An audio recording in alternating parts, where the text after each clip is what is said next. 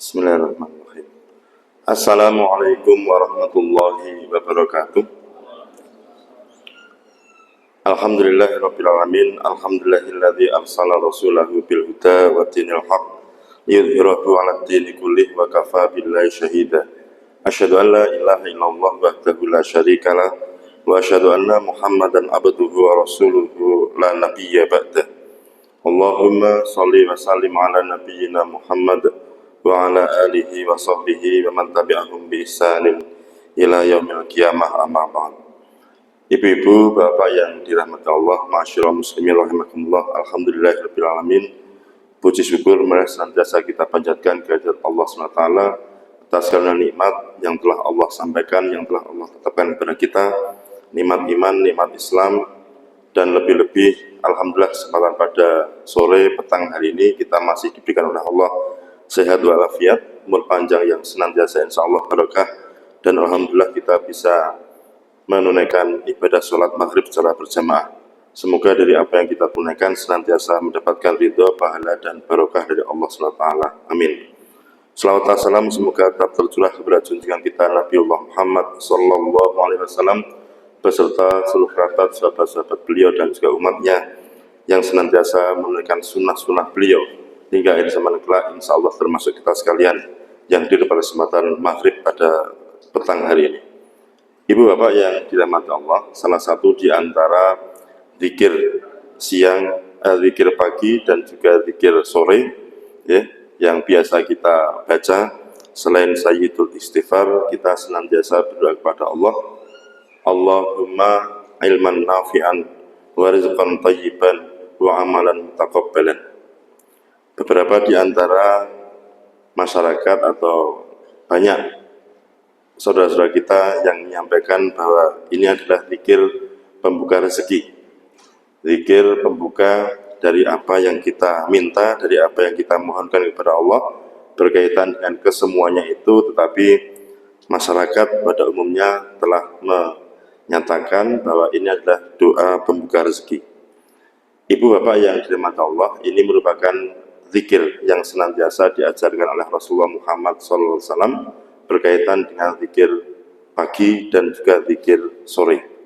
Dan alhamdulillah kesempatan ketika kita mendapatkan kesempatan untuk menunaikan ibadah sholat fardu dan kita mendapati sholat subuh secara berjamaah atau kemudian sholat asar secara berjamaah, kemudian melafalkan doa ini, itu insya Allah senantiasa Allah barokai kenikmatan dan senantiasa dari apa yang disampaikan oleh Rasulullah Muhammad SAW.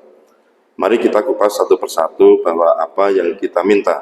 Rasulullah yang mengajarkan kepada kita, Allahumma ilman nafi'an wa rizqan thayyiban wa amalan mutaqabbalan. Ya Allah, berikanlah kepada kami ilmu yang bermanfaat, ilman nafi'an wa rizqan thayyiban, rezeki yang senantiasa baik, yang senantiasa khair, yang senantiasa barokah, yang senantiasa halalan thayyiban, wa amalan mutaqabbalan, dan amalan-amalan yang kita tunaikan, yang kita laksanakan, yang kita kerjakan semoga diterima oleh Allah SWT. Allahumma ilman nafi'an, ya Allah berikanlah kepada kami ilmu yang bermanfaat. Di dalam agama kita, Islam, telah menyampaikan bahwa ilmu itu merupakan bagian dari keutamaan di dalam agama kita. Ya.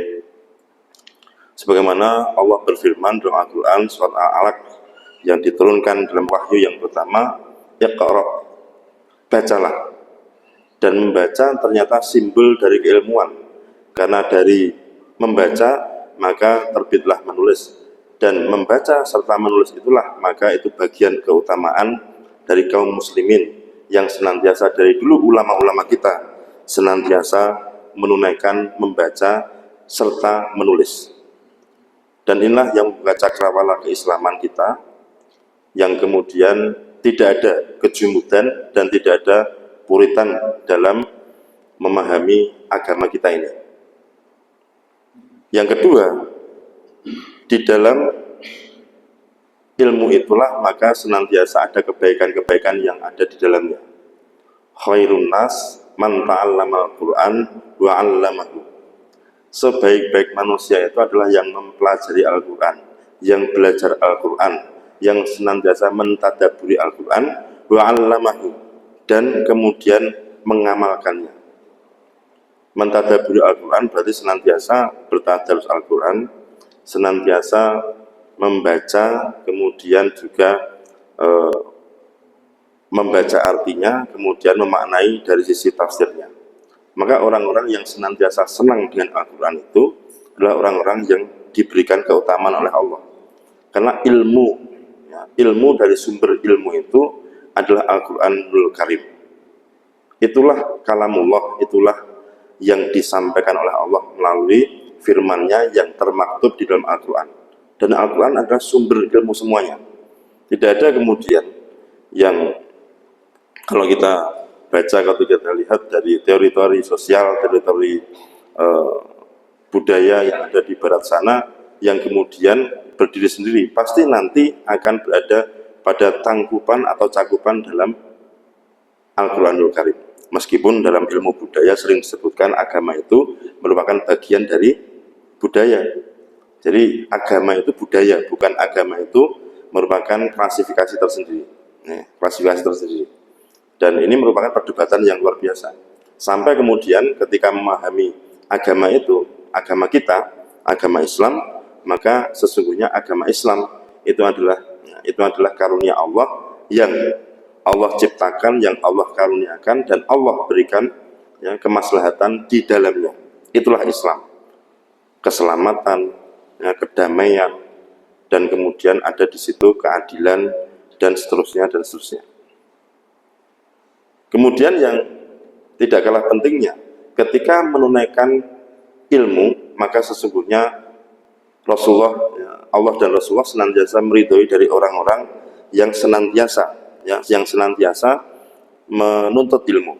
Nah, thalabul ilmi fardhatun ala kulli muslim. Ya, menuntut ilmu adalah kewajiban bagi setiap muslim. Maka tidak ada lain bahwa sesungguhnya manusia itu di dalam agama kita ini menuntut ilmu itu wajib. Menuntut ilmu itu wajib. Ya. Maka tidak ada kemudian ilmu yang kemudian harus di sekolah, ilmu ya.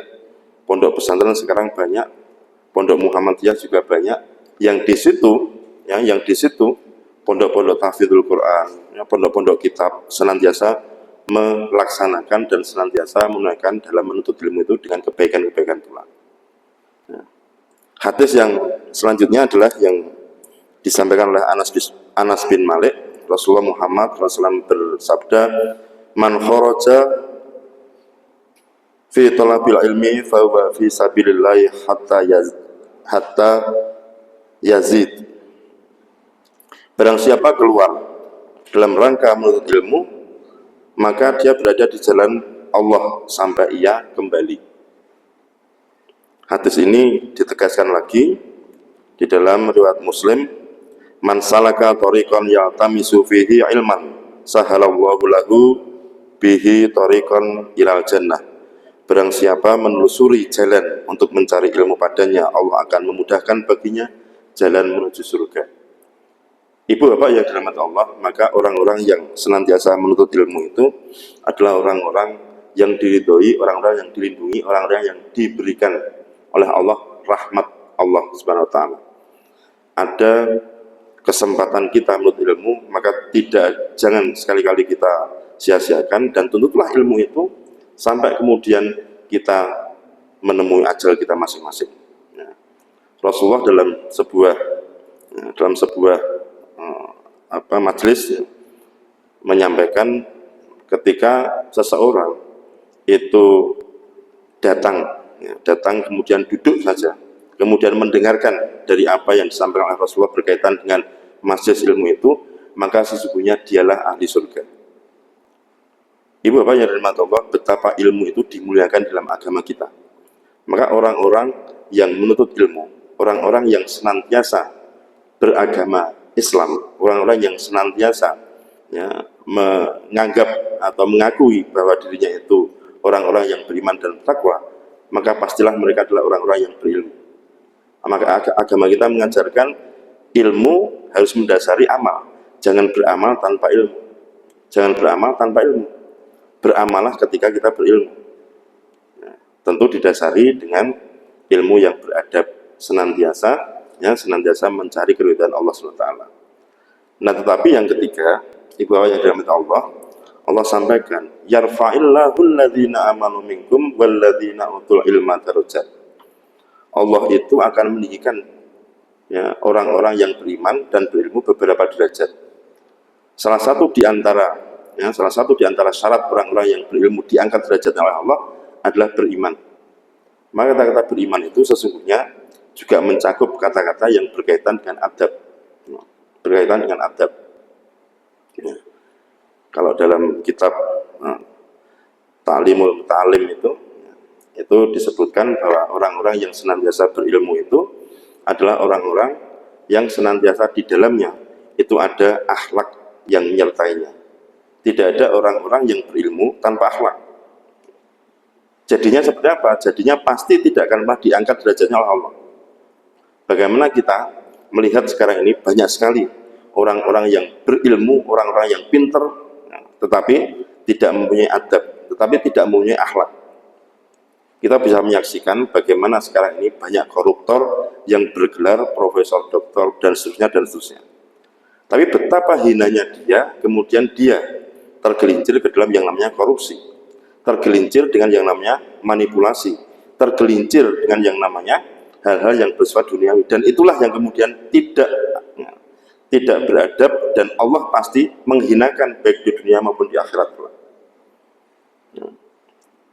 Sesungguhnya orang-orang yang berilmu itu adalah orang-orang yang menyertainya dengan akhlaknya. Nah, ibu bapak yang dirahmati Allah, maka jangan sekali-kali kita ini hanya sekedar kalau orang yang berilmu itu dari sisi akademik saja, tidak. Harus bergelar profesor, harus bergelar doktor, harus bergelar secara akademik, tidak. Tidak. Orang-orang yang senantiasa faham dengan apa yang menjadi bagian dari keahliannya, maka itulah orang-orang yang berilmu juga. Dan itulah yang nantinya akan menyelamatkan kita menjadi bagian dari amal yang tidak akan pernah terputus ketika kita menemui ajal atau ketika kita dikubur kelak. Ada 3 yang tidak akan pernah berhenti, yang mengalir ke dalam kubur kita masing-masing nanti adalah amal jariyah, kemudian ilmu yang bermanfaat, dan kemudian doa anak yang soleh. Ilmu yang bermanfaat adalah orang-orang yang senantiasa mengamalkan ilmunya dengan didasari dengan iman dan takwa tadi. Bukan ilmu ngapusi, bukan ilmu curang, bukan ilmu yang kemudian hanya bersifat kebohongan-kebohongan. Maka Rasulullah itu 4 sifat yang dimiliki Rasulullah itu luar biasa. Yang pertama sidik, jujur. Jujur itu luar biasa sekarang ini. Banyak sekali di media-media, baik itu Instagram, media sosial kita itu yang sekarang pakai kata-kata mutiara, dan kata-kata mutiaranya lebih bersifat mengutamakan kejujuran. Padahal dalam agama kita, dalam Islam itu sudah sejak dari dulu yang namanya jujur, yang namanya sidik, yang namanya sodik itu luar biasa diutamakan. Kejujuran, sidik. Rasulullah itu sidik. Jual karpetnya bolong, disampaikan, Pak, kalau Bapak suka ini, tetapi maaf, ini ada yang lubang, ada yang bolong. Kemudian berkaitan dengan apa yang disampaikannya adalah kebenaran-kebenaran, itulah sidik. Yang kedua fatonah, cerdas. Rasulullah meskipun ummiyun, tidak bisa membaca, tidak bisa menulis, tapi beliau ingatannya luar biasa. Dan inilah keutamaan Rasulullah, dan inilah kecerdasan Rasulullah yang namanya fatonah. Yang ketiga amanah. Apa yang beliau dapatkan, apa yang beliau ada dalam dirinya itu disampaikan secara baik dan benar. Bukan hanya baik saja, tapi kebenaran ada pada yang disampaikan oleh Rasulullah Muhammad SAW. Dan yang keempat adalah tabligh.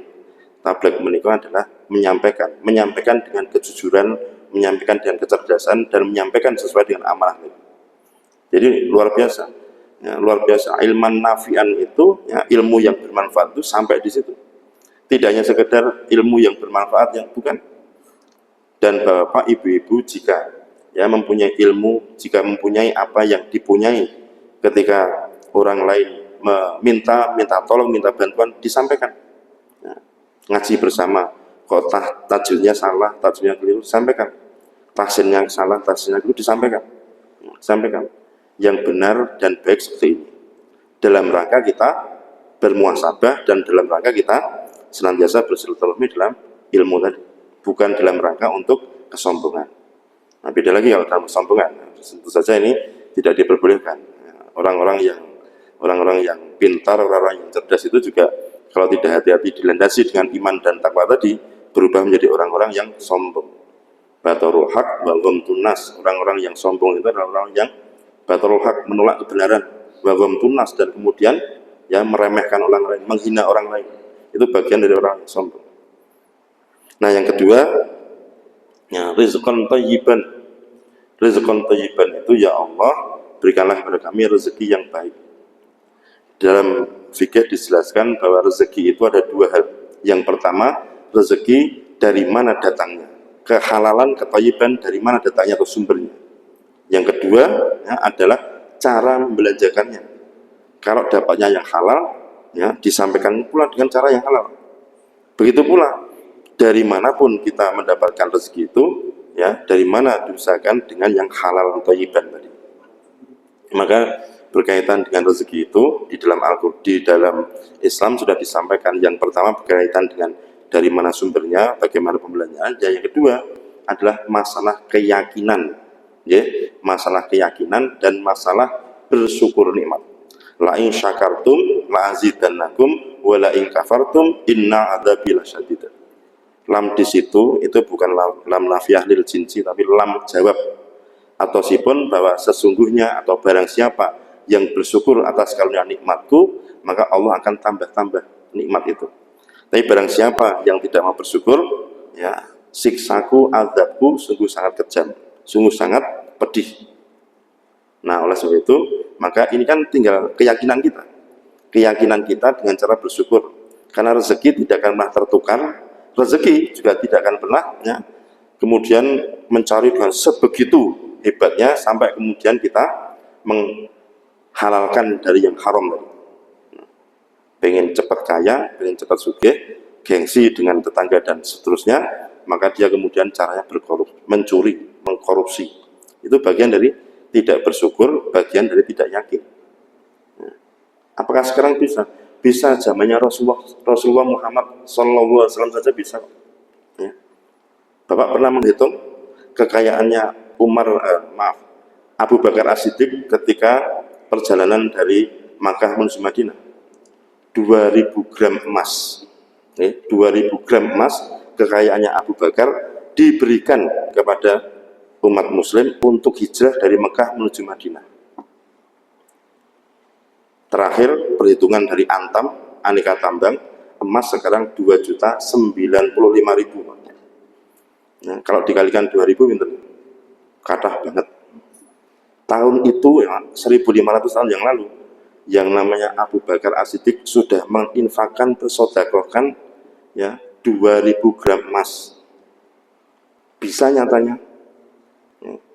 Hanya sekarang kan ada emas muda, ada emas lom. Nggak ada zaman dulu. Yang namanya emas ya emas. Ya. Dan emasnya ya emas murni memang. Dan itulah yang disampaikan para sahabat ketika ya, hijrah, ketika berperang dan seterusnya. Ya, pada perang Khaybar atau Khandaq itu Utsman menyampaikan 950 ekor unta untuk kaum muslimin. Kalau sekarang ditakar, unta berapa? Unta yang bagus, unta yang benar-benar super dalam sisi untuk berperang. Ya, luar biasa. Dan itulah orang-orang yang yakin, itulah orang-orang yang bersyukur. Ya. Sampai kemudian Abdurrahman bin Auf itu ya, takut bahwa dirinya itu dengan sekelebihan hartanya yang luar biasa itu ya suatu saat bisa tidak memasukkan dirinya ke dalam surga secepat kilat sebagaimana para sahabat yang lain. Maka diberikan kepada semua, siapa yang mau ambil silahkan, monggo silahkan. Itulah ya, Abdurrahman bin Auf. Dan Abdurrahman bin Auf itu memberikannya itu dalam rangka dia ingin ingin miskin, Pak, ingin miskin, tidak ingin kaya. Tapi apa yang terjadi? Ketika diberikan, ya, hartanya diberikan, justru malah dia dikayakan lagi oleh Allah SWT. Luar biasa. Itu orang-orang yang yakin. Nah, maka orang-orang Muslim itu, ya, kalau kita ngaji, insya Allah jadi bagian dari orang-orang yang yakin, bagian orang-orang yang bersyukur. Tapi kalau tidak ngaji, masya Allah, ya, masya Allah, apa yang terjadi sekarang ini, ya, di KPK sana luar biasa. Ya. Saya kira sudah berhaji berkali-kali Bapak itu, ya, gelarnya juga luar biasa. Ya. Tapi apa yang terjadi? Ya, korupsi di mana-mana, ya, dan seterusnya dan seterusnya. Ini penyakit, dan penyakitnya penyakit luar biasa. Ya, penyakit luar biasa. Hak kita dirampas oleh mereka. Dan suatu saat ketika nanti kita di akhirat, kita boleh menuntut mereka-mereka itu. Ya. Jadi ini tuntutannya tidak hanya sampai hanya sekedar di KPK saja, tapi tuntutannya sampai di akhirat kelak. Nah, yang ketiga adalah amalan mutakabbalan, amal-amal yang engkau terima ya Allah. Ya, maka Allah SWT, ya, sudah menyampaikan wa idza sa'alaka ibadi anni fa inni qarib ujibu da'watad da'i idza da'an falyastajibu li wal yu'minu bi la'allahum yarsyudun. Ya.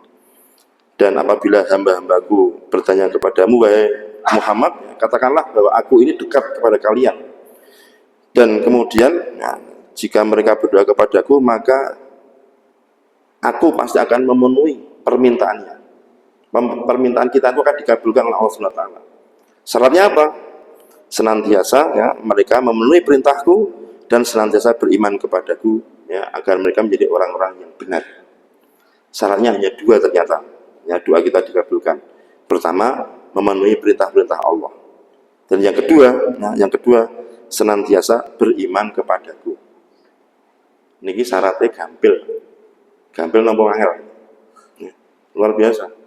Maka perbaikilah sholat kita, perbaikilah ibadah kita, maka insya Allah Allah akan berikan rezeki kepada kita yang sangat luar biasa. Dan rezeki tidak hanya secara harta, Pak. Rezeki itu juga bisa dengan sehat walafiat. Rezeki juga bisa dengan keharmonisan rumah tangga. Rezeki bisa juga dengan anak-anak kita yang soleh dan solehah. Rezeki kita juga bisa dengan tetangga yang baik, jamaah yang baik, yang benar, yang senantiasa mendukung pada hal yang berkaitan dengan amalan-amalan ibadah.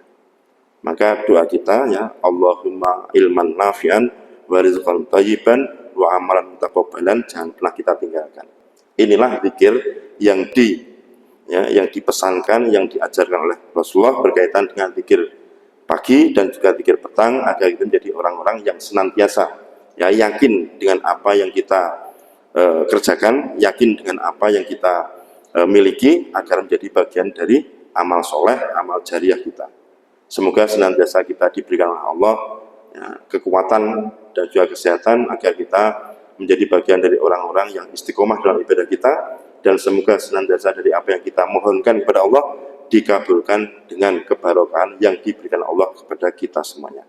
Amin ya rabbal alamin. Barakallahu li wa lakum wa lisairil muslimin wal muslimat. Aqulu qouli hadza wa astaghfiruhu innahu wal ghafurur rahim. Assalamualaikum warahmatullahi wabarakatuh.